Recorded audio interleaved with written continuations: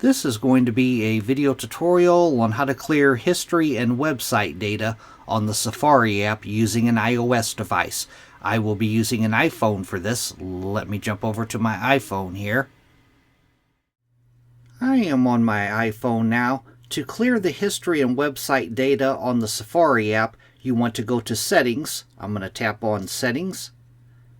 Then you want to scroll down towards the bottom, down to where you see it says Apps, and tap on Apps. Then you will search for the Safari app. These are in alphabetical order, so you have to scroll way down.